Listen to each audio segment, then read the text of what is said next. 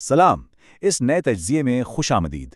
आज हम जिस मौजू पर बात करने वाले हैं ना, वो ज़रा हटकर है। मतलब ये एक ऐसा मौजू है जो इस बुनियादी सोच को ही हिलाकर रख देता है कि आखिर हम इंसान कामयाबी को किस नज़र से देखते हैं। हम अक्सर कामयाबी को सिर्फ मादी पैमानों यानी पैसे और स्टेटस से नापते हैं, लेकिन हकीकत इससे कहीं ज़्यादा गहरी है। तो चलिए एक पुरसुकून और गहरे गौर व फिक्र के साथ इस सफ़र का आगाज़ करते हैं। तो सबसे पहले इस बुनियादी सवाल पर गौर करते हैं कि एक कामयाब जिंदगी की असल तारीफ आखिर है क्या। आजकल तो बस ये एक आम सी सोच बन चुकी है कि जिसके पास ज्यादा पैसा है या जिसका बिजनेस बहुत बड़ा है, बस वही इंसान कामयाब है। मादी तरक्की को ही हर चीज का हतमी पैमाना मान लिया गया है। लेकिन क्या वाकई ऐसा है? क्या हमारी पूरी जिंदगी का मकसद सिर्फ चीजें और असासे जमा करना रह गया है? ये एक ऐसा सवाल है जो वाकई रुककर सोचने पर मजबूर कर देता है। आजकल देखा जाए तो हर कोई इस मादी कामयाबी के पीछे एक अंधी दौड़ में लगा हुआ है। एक बेहतर कैरियर, ज्यादा से ज्यादा पैसा, कभी दुबई तो कभी अमेरिका शिफ्ट होने की फिक्र, इस सब ने इंसानियत को बुरी तरह थका कर रख दिया है।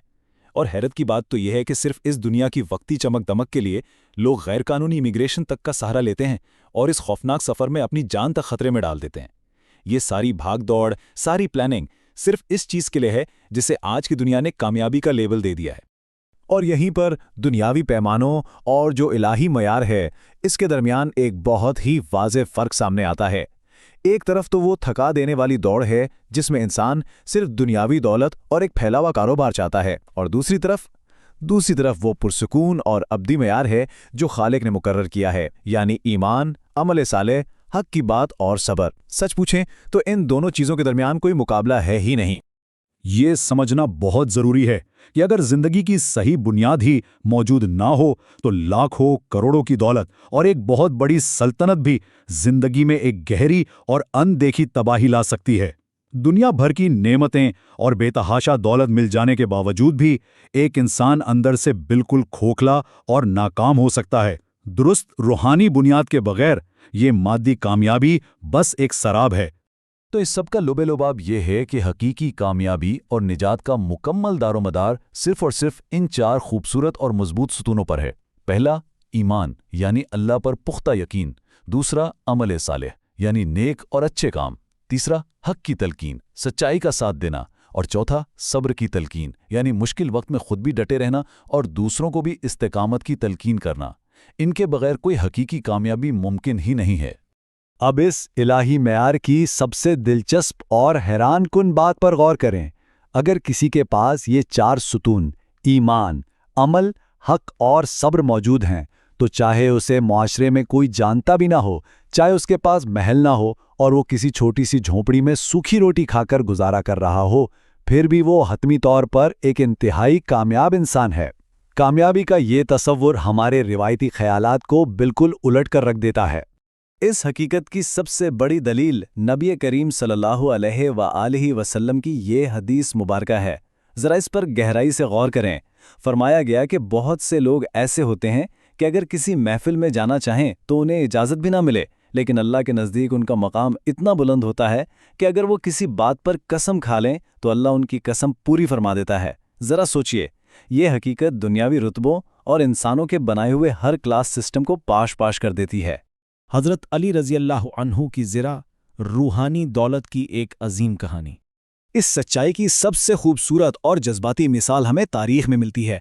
जब हज़रत अली रज़ियल्लाहु अन्हु और हज़रत फ़ातिमा रज़ियल्लाहु अन्हा की शादी का वक्त आया तो हज़रत अली रज़ियल्लाहु अन्हु के पास अपना कोई ज़ाती घर तक नहीं था। महर अदा करने के लिए भी कोई मादी दौलत न थी। ऐसे में रसूलुल्लाह सल्लल्लाहु अलैहि वसल्लम ने इंतहाई शफ़क़त और मोहब्बत भरे अंदाज में उनसे पूछा, अली तुम्हारे पास क्या है? और हज़रत अली रज़ियल्लाहु अन्हु का जो जवाब था वो बेहद गहरी सोच का तकाज़ा करता है। उन्होंने अर्ज़ किया, या रसूल अल्लाह, मेरे पास कुछ नहीं। इस अजीम इंसान की मादी गुर्बत का बखूबी अंदाज़ा लगाया जा सकता है, जिसके पास रूहानी दौलत के वो ख़जाने थे जिनका ये दुनिया तसव्वुर भी नहीं कर सकती। ये इस बात का जी जागता सबूत है कि दुनियावी असबाब की कमी किसी इंसान की रूहानी अज़मत को हरगिज़ कम नहीं कर सकती। इस जवाब पर नबी करीम सल्लल्लाहु अलैहि वसल्लम ने उन्हें निहायत नरमी से याद दिलाया, वो ज़िरा तो है ना तुम्हारे पास? हज़रत अली रज़ियल्लाहु अन्हु ने जवाब दिया कि जी हाँ, वो मौजूद तो है, लेकिन वो तो जंग और अल्लाह की राह में जिद्दोजहद के लिए है। मतलब उनका जो वाहिद असासा था वो भी सिर्फ वो चीज़ थी जो हक के रास्ते में इस्तेमाल होने वाली थी। آپ صلی اللہ علیہ وسلم نے فرمایا کہ اس زرع کو بیچ دو، یہ گروی رکھ دو اور مہر کا انتظام کرو۔ اگر اس منظر کو ہم آج کے دور کے نگاہ سے دیکھیں تو ایک شخص جو اپنی شادی کے لیے اپنی جنگ کی زرع بیچ رہا ہو، کیا آج کی دنیا اسے کامیاب مانے گی؟ بالکل نہیں۔ لیکن حقیقت یہ ہے کہ وہ زرع بیچنا یا ان کے پاس کسی مادی چیز کا نہ ہونا انہیں ناکام نہیں بناتا، بلکہ وہ اللہ کی نظر میں کامیابی کی مکمل اور مطلق ترین مثال تھے، کیونکہ اصل کامیابی اللہ کی رضا میں ہے، دنیا کی چمک دمک میں نہیں۔ یہاں ایک نہایت اہم اور فلسفیانہ سوال بھی پیدا ہوتا ہے۔ اگر کامیابی صرف اسی دنیا میں مل جاتی، بغیر محنت، بغیر قربانی اور بغیر کسی روحانی جدوجہد کے، تو پھر آخرت کے لیے کون محنت کرتا؟ اگر کامیابی کا سارا صلہ اسی دنیا کی مادی چیزوں میں ہوتا تو کوئی بھی انسان اپنا مال، اپنا وقت اور اپنی جان کسی اعلیٰ مقصد کے لیے کیوں قربان کرتا؟ یہ جدوجہد اور قربانی ہی تو وہ راستہ ہے جو ابدی کامیابی کی طرف لے جاتا ہے۔ حتمی معیار، انسانی خسارے پر الہی فیصلہ۔ سورۃ العصر کا یہ آغاز، زمانے کی قسم بے شک انسان خسارے میں ہے، یہ واقع دلوں کو دہلا دینے والا ہے۔ اس بات کی گہرائی کو محسوس کرنے کی ضرورت ہے۔ بظاہر دنیا کی ہر دولت سمیٹنے کے باوجود انسان کی جو ڈیفالٹ حالت ہے، اس کی جو بنیادی کیفیت ہے، وہ نقصان اور خسارے کی ہے۔ لیکن پھر اس بڑے خسارے سے بچنے کا واحد راستہ بھی بتا دیا گیا۔ فرمایا گیا، سوائے ان لوگوں کے جو ایمان لائے، نیک اعمال کیے، حق کی نصیحت کی اور صبر کی نصیحت کی۔ اس کا مطلب بہت صاف ہے، صرف زبانی دعووں سے کچھ نہیں ہوگا۔ کامیابی کے لیے ایمان کو عملی طور پر نیک اعمال، سچائی اور صبر کے ساتھ جوڑنا لازمی ہے۔ یہی وہ 4 ستون ہیں جن کا ذکر ہم نے پہلے کیا۔ اب اس تجزیے کے اختتام پر ایک ایسا سوال ہے جو شاید ہم سب کے ذہنوں میں دیر تک گونجتا رہے گا۔ ہر صبح اٹھ کر جو یہ بھاگ دوڑ کی جا رہی ہے، جو ہماری روزمرہ کی جد و جہد جاری ہے، وہ آخر کس لیے ہے؟